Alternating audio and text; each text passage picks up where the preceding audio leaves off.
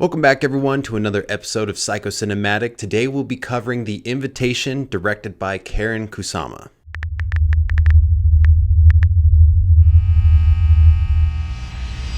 So, a disclaimer, I had watched this movie one other time, and that was back when I was first getting into psychological thriller movies. And maybe I owe a little bit of credit to this movie for keeping me on my toes when I watched it the first time and creeping me out a bit because if you know me, my two weaknesses are aliens and cults. So just in case you're only here for an explanation or my theory on the movie, I'll get into that right now and then we'll discuss the rest of the movie. So quick background, Eden and David invite all of Eden's friends to her house after all the friends, including her ex, have not heard from her in about 2 years. And the purpose is to sacrifice them, in David's words, so that they, as in Eden and David, can leave this earth and never feel pain again. And it seems to all be a part of a bigger plan put forth by Dr. Joseph, who is the cult leader. All right, my theory is I don't think it's as black and white as it seems, and I think there's a little bit more behind what they're doing. I think it's possible that David and Eden are trying to save Eden's friends by converting them. For example, they showed them that cult video, which seemed to be like a little promo video, if cults even have them. And then they also play that game I Want, which is something that they played at their cult. And then you also have Sadie, that freaky blonde lady who is trying to get freaky with Will, almost like she's trying to see if there's any polygamous wild side quality to him and any potential that he would fit in, like the last puzzle piece to their clique. Now, of course, a conversion doesn't work on the friends, and they're kind of creeped out by what they're seeing, and they're kind of mocking the cult and their beliefs. And therefore, the plan is set in motion. The cult members are going to kill the friends because, like David had said to Will earlier in the night when they were talking about the coyote that he hit, you had to kill it. It's mercy. Now, I know that this cult has some crazy beliefs, and pretty much every cult that I've ever heard of have crazy beliefs. But if they believe that the only way they're going to get off this world and be without pain is to kill these people who aren't of their flock, then of course they feel compelled to do that. And if they really believe that this world is full of pain, they want to show mercy on these people who don't know the way out and kill them. So there's my theory. Now I'm going to get into the rest of the movie, just highlight a couple points that I found interesting or had a funny thought about. So starting back at the beginning when Will hits that coyote on the way to the dinner party, and then he has to, unfortunately, kill this coyote with a tire iron. It gave me huge Sex Drive, the movie, not the actual feeling, vibes when Ian has to beat the crap out of a raccoon with a tire iron. And it doesn't work at first. He has to keep beating it up.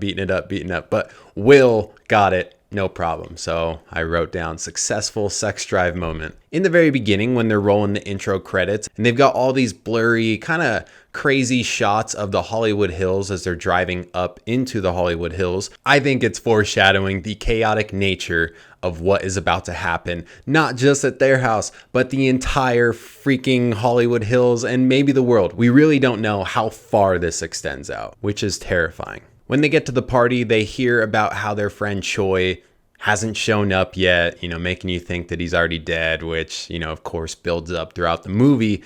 And, it already keeps you on your toes, which is great. You should have red flags up, but I feel like Will should have noticed the red flag, the fact that Eden, his ex, the mother of his deceased child from not too long ago, is chipper, she's happy, and she's living in the same house, and she's already moved on with some other dude who she met while they were married.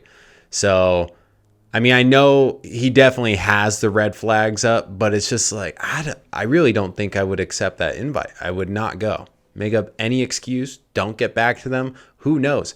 I don't think I could ever do it. Eden is talking about how pain is optional and you expel negative emotions and you live the life you want to live. And you got to hand it to her because she literally talks the talk and then walks the walk right after that. Because she then slaps Ben in the face for making fun of her beliefs.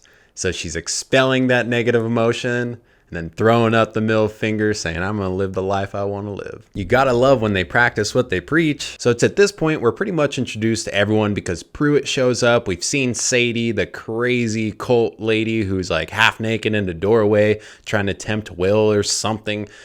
But I forgot about Pruitt originally. And as soon as he showed up, I couldn't remember why he was so bad, but I was like, he's bad. I've got a really bad memory with movies, and that's why I have to take a ton of notes just for one of these podcasts, even if I did it right after the movie, because it's just too hard to remember everything. Will catches David locking the front door with a key. And, of course he challenges him about it, and I'm glad that he did. But it's really funny because David's excuse is that there was a break-in in the area. And it's like, well, no shit, there was a break-in in the area. This is LA. Probably the best fake excuse that probably wasn't actually fake that he could have given. Shortly after this, David drops a little comment that would set me off if I were Will. And he calls that house his house. And it's like, bitch, you basically just took over my life, and then you and my wife got brainwashed in Mexico. Will sees Eden in her room putting pills into a drawer, and he goes and snatches one of the pills, and he gets the name. The pill is called phenobarbital, and they don't explain what it is when he talks to his doctor friend about it, but I looked it up, and here we go. It's used to control seizures, also used to relieve anxiety, used to prevent withdrawal symptoms in people who are dependent on another barbiturate medication and are going to stop taking the medication, and it works by slowing activity in the brain. Now I've got some potential theories on this. So maybe if it's used to prevent withdrawal symptoms on some sort of medication, maybe they're all doped up when they go to Mexico and they're giving each other free love and all that stuff. So maybe all these cult people are on this stuff already. Maybe because it slows activity in the brain, all these cult people are on it because they obviously aren't thinking clearly. Maybe that is the pill that gets put into everyone's drink at the end, and maybe it slows their brain, or just they can overdose easily on it. I'm not a medication expert, but based on all those things, who knows? If we got any doctors who are watching this, let me know what your theories are in the comments. So we then learned that Will and Eden had one kid and had talks of having a second one. And we can only assume that this kid died. And then they bust out that juicy cult promo video where we watch someone die, and it's all really creepy. When I was watching this, I was thinking, there's no way me or my friends could keep a straight face and not be freaking out while they're showing us that. You can see that their body language is very uncomfortable and whatnot, but I mean, I would be pretty vocal throughout the entirety of that video. Like, what the fuck are we looking at? I wonder how much quicker they would have been killed. The fact that, I think it was Miguel, told David that Will thinks he's on pills, so messed up. Honestly, there wasn't anyone more fitting to get shot in the back in this movie because he stabbed Will in the back hard right there. What a jerk. It's also really funny because I believe it was Miguel who said, they're a little weird, but this is LA, they're harmless. Okay. Tell that to the victims of the Manson family, who don't seem that far off from these people. They're freaking crazy. And I would never assume that someone's harmless because it's LA. If anything, I might be a little more on edge because big cities are crazy. And now this part, David's like, hey, sorry if you guys thought that video was weird. Definitely not trying to push my beliefs onto you. But you know what? While we're on the subject, do you guys want to play this game my cult played in Mexico? It's called I Want, where we just be freaking honest with each other about what we want. I just am a loss for words with that. It's so funny. And it gets really uncomfortable when you really think about the friendship dynamic here, because Eden says how she's always wanted to kiss Ben, which is, first of all, odd because she just slapped him. Doesn't seem like she really even likes him. But then the fact that she goes and kisses him in front of David, no surprise, they seem polygamous. But even the friends are like, woo, yeah, wow. It's like, okay. If my wife and I split over a dead kid and I hadn't heard from her for 2 years, and then she goes and kisses one of my friends and my friend's okay with that, And then all my other friends are cheering her on. I'm sorry, I'm out of this party. And probably out of a few friendships, because that is fucked. We also learned that Pruitt is really freaking dangerous and killed his wife in a drunken rage by punching her. And she fell over and hit her head. And almost in the same breath, one of their friends leaves. And Pruitt's like, oh yeah, hey, I parked behind you. Okay, he just got done saying how he murdered his wife, accident or not. And it's nighttime. Someone go out there. Do not let Pruitt be alone with her. I mean, you would... I know Will offered to walk her to her car, but, you know, as soon as you saw Pruitt say, I parked behind you, no. Oh, it's so frustrating. And when she starts to pull away and you're like, oh yeah, she got away safe. And then he's like, oh, hey, wait. Oh! Like that was one of the most frustrating moments. I'm getting chills right now just thinking about it, because it's like, you were so close. You almost got out of there with your life, and now you're not gonna. Another creepy David one-liner. He tells Will, we chose you to be here. Then we get another one-liner from Sadie. She says, the invitation helps people. What? So we hear that Will got a voicemail from Choi saying how he was already there in the driveway, which leads us to believe that he was murdered by David and Eden, which I was racking my brain about because, you know, I forgot what happened about all of that. But I was like, why would they kill him and risk getting caught while everyone's showing up? You know, that doesn't make sense. And it doesn't make sense because it didn't happen. So Choi shows up after he accuses David and Eden of, like, where's Choi? Where is he? What did you do with him? Kind of thing. And Choi shows up, and I've never been so disappointed to see someone alive. I was just like, no! Now Will looks like a crazy person. Great. Now I'm watching this, and David's outside, and he's lighting that lantern. And if there was one thing I remembered about this movie, it was those red lanterns. Jesus, those are creepy. After David lights that lantern, he kind of looks around, but not at the house, like past the house. Almost as if, and I wonder if this is true, he's looking to see if everyone else is lighting their lanterns. Because as we know from the ending, that freaking Hollywood Hill is just lit up, which is terrifying. Again, chills. Ugh, so creepy. So Will finds the laptop and he watches that message from Dr. Joseph to the cult people. And this is where I'm noticing it.